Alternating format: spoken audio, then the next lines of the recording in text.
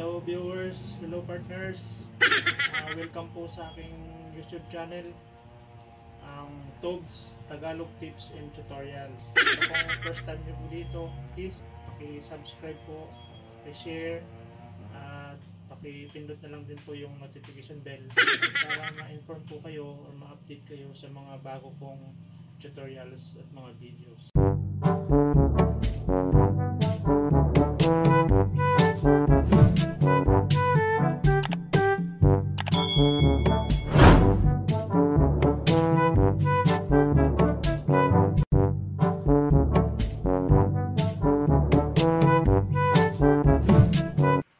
Ngayon po ay ituturo ko sa inyo kung paano mag-xerox ng long na gamit po natin ang ating Epson printer L565 sa ADF po o sa automatic document feeder. Pero bago po ang lahat, ituro ko muna sa inyo kung paano mag-setup ng papel. Siyempre kung long po ang ating isi-xerox, long po ang ating ilalagay sa likod. Ito po.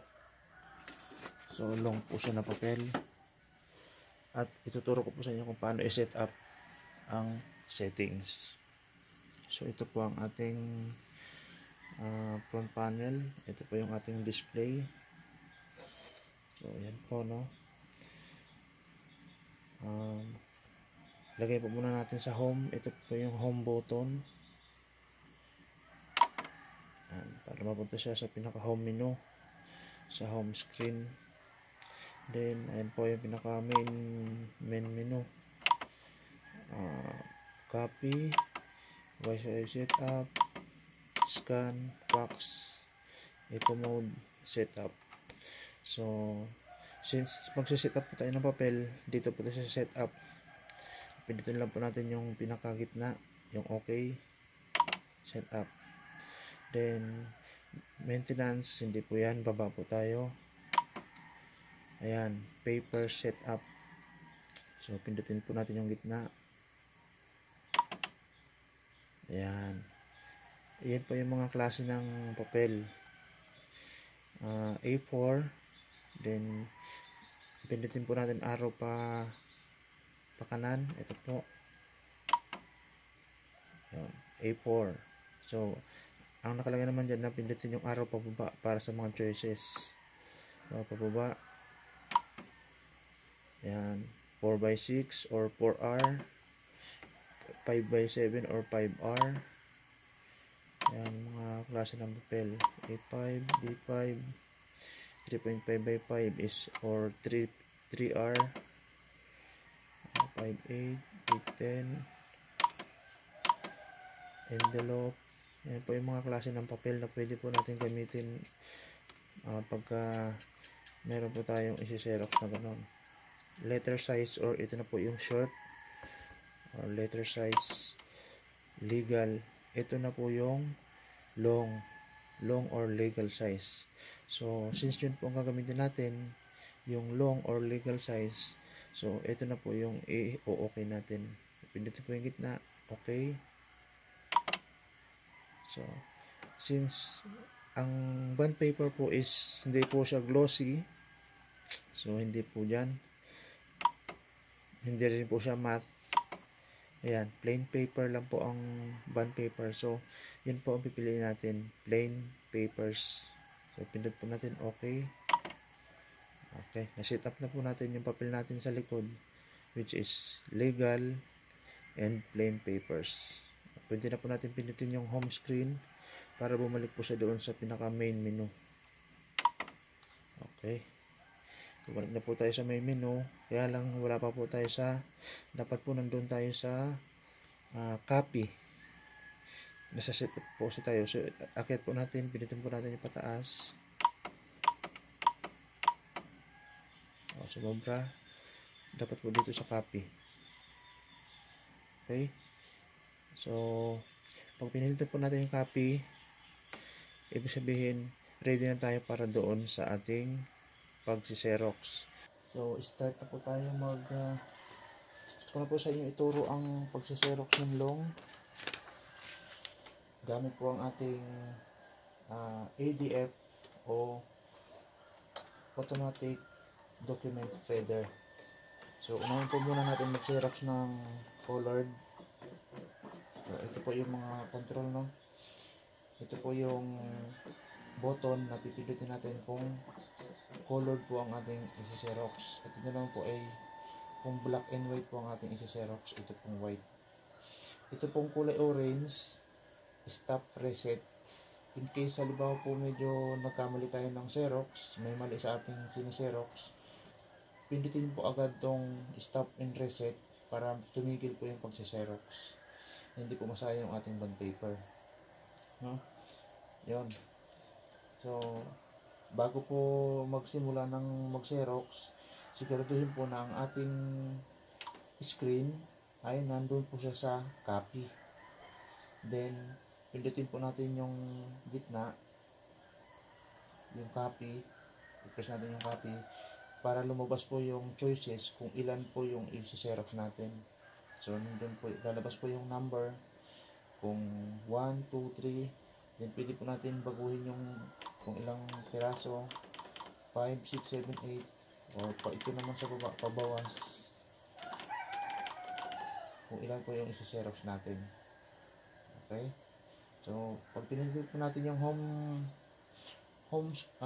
button, automatic balik po siya doon sa copy. Sa copy menu. Okay, start na po natin. Xerox po tayo ng colored. 1 copy lang po. Ayan lang po ha. Ang lagi po natin tatandaan, kapag dito po tayo sa ADF, kung ano po yung part na isa-xerox natin, yun po yung nakaibabaw. Facing up. Dito po dapat. Unlike dito po sa pag dito po tayo nag-xerox sa glass scanner, dapat po facing down or nakataob. So, ganyan po dapat. Yan po pagkakaiba. So, always remember, pag magsa-xerox tayo sa ADF, dapat po facing up or nakatihaya po yung ating isa-xerox. So, start po tayo. Ang ating home screen ay ilagay sa copy, nakalagay sa copy, then pindot ng OK button. Itatanong ilang copies ang i-copy natin. In this case, 1 copy lang po.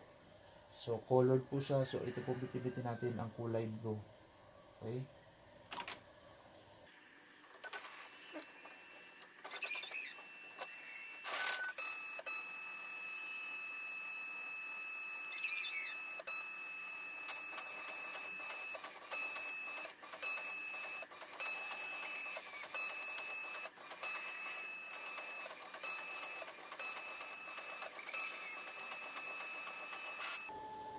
Okay, tapos na po. So, ito po yung Xerox copy. Ito po ang original. So, halos wala po silang pagkakaiba. Parehas na parehas po. Maganda po ang kanyang kulay, ang kanyang Xerox. So, okay na po tayo sa Xerox na long, colored, at gamit po ang ADF. So, next po ay pag-aralan naman po or ituturo ko naman po sa inyo kung paano mag-xerox ng back to back. In this case, black and white naman po. No? So, ito po ang ating dokumento. Imagine po natin, ang dokumento po natin ay page 1, A1, page 2, A2. Black and white po. Okay? So, xerox po natin to back to back. Ituro ko na rin po, no? Pag pinasok po natin, may maririnig po kayong tunog. Parang click niya. Marinig po. Ito po yan. Yung sensor po yan na puti, ito. Ibig sabihin, once na na-detect ng printer na pumasok yung papel, tutunog siya. So, yun na rin po yung pagkakataon na na-detect po ng ating printer. So, alam na po na meron na pong papel na nakasalang. So, ready na po siya for Xerox. Okay? Okay. So, Xerox po natin ng long, back to back, at 1 copy lang po, black and white. So, as usual, lagay po sa copy, then pindutin po yung gitna, yung okay, then pamili kung ilang copy, in this case, 1 copy lang po, then pindot po ng black and white button. Okay.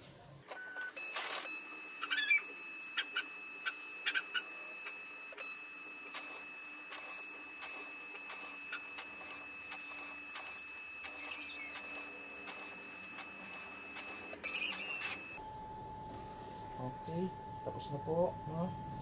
So, medyo pakinggan niyo po ito ng maayos, ha? Medyo tricky po ito. Ito po yung ating original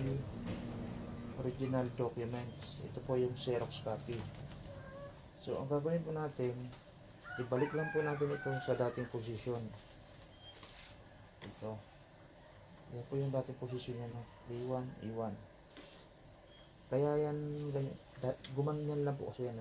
Umikot lang po yan, gumanon sa ilalim, at dito lumabas, yan. So, para ibalik po sa dating posisyon, gaganon lang po natin. Para hindi po tayo mahirapan kung paano magpag-ikot ng documents ng papel. So, unahin po natin to. Kung ito pong original ay iikot po natin siya ng paganon. So, dapat po dito sa Xerox copy, paganon naman. Okay? So, ulit. Ganyan po ang original position ng papel. Nung sinerox po siya, umikot siya gumanon, lumabas po siya rito. So, ibalik lang po natin sa tamang posisyon. Ganyan. Then, para po i-xerox natin yung second page, ibaliktad po natin siya, pag ganun siya. So, okay na. Ready for Xerox na po siya.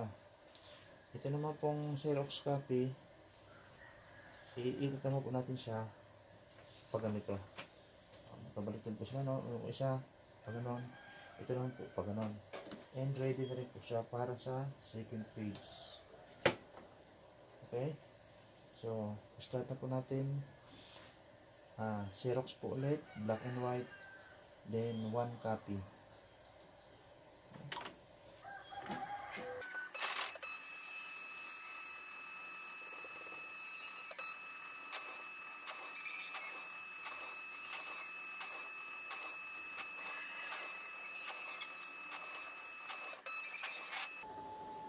Okay na po, no?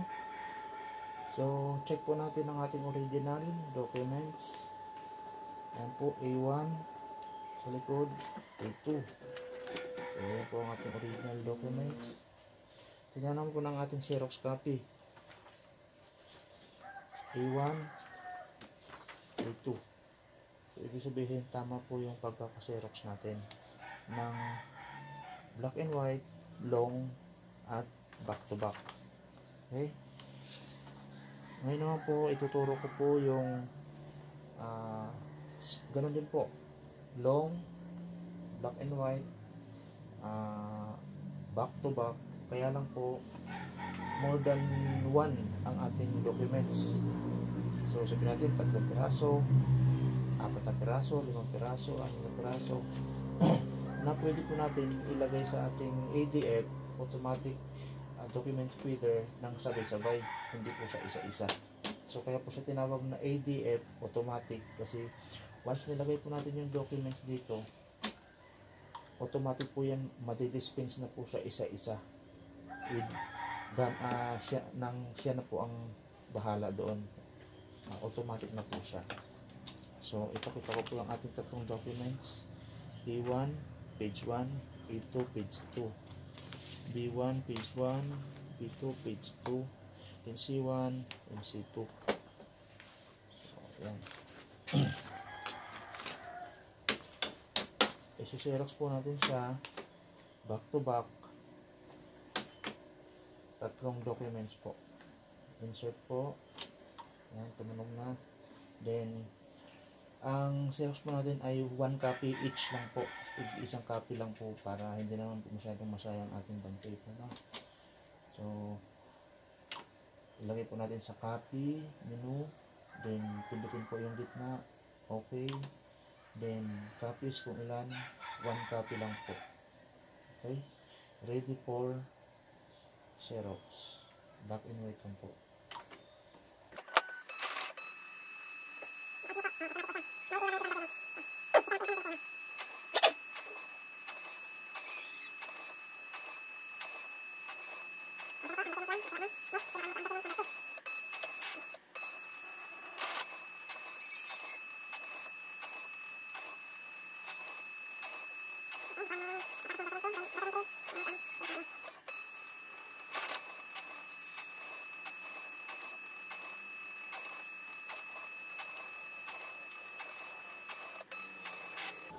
Okay, tapos na po.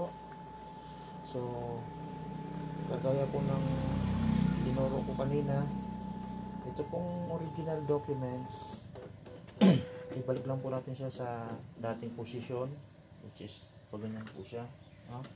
Kasi nga umikot lang po siya nung sineros natin, gumanon siya, umikot, lumabas siya rito. So, ibalik lang po natin sa dating posisyon. Ganyan. Para hindi po tayo malito, no? Then, kagaya po ng sinabi ko kanina, kung ganun po ang pagbaliktad natin, pag ganun, ito naman po, pag ganun naman.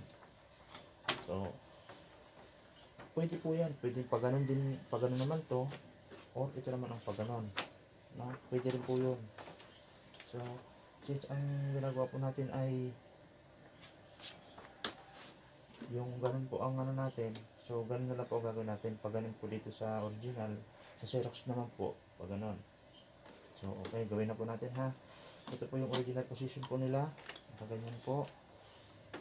Ang gagawin po natin, unahin po natin to.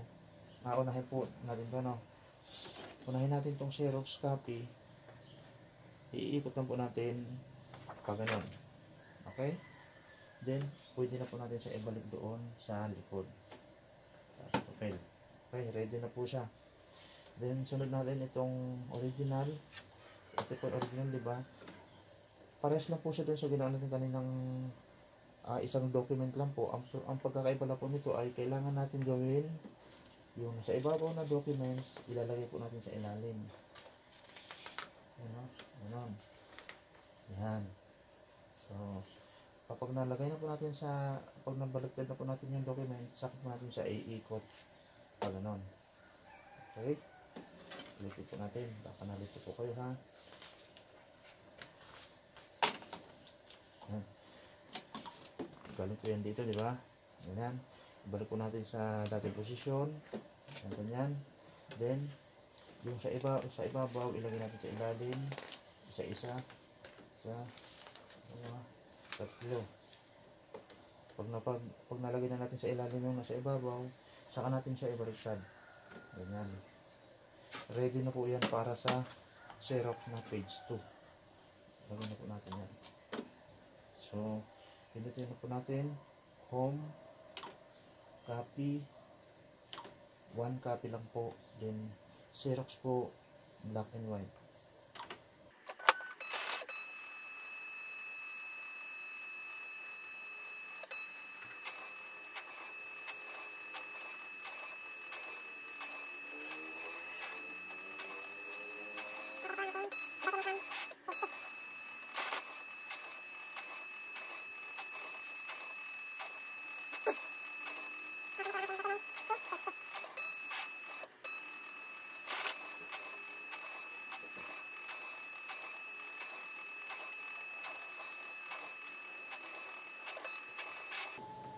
Okay na po. So, checkin po natin ang ating original documents. Ito po yung original. Checkin po natin.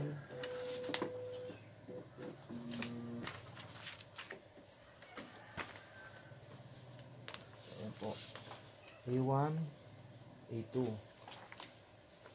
B1, B2, C1, C2. Yan po yung ating original. Tama po kaya ang ating pagkakaserok ng itong Xerox copy. So, A1, B2, B1, B2, C1, C2. So, tama po yung ating ginawa. So, yun po.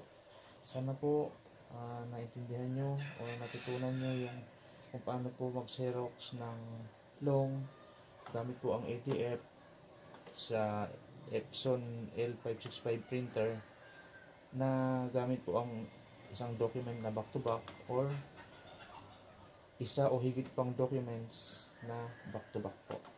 Okay, maraming salamat po. God bless.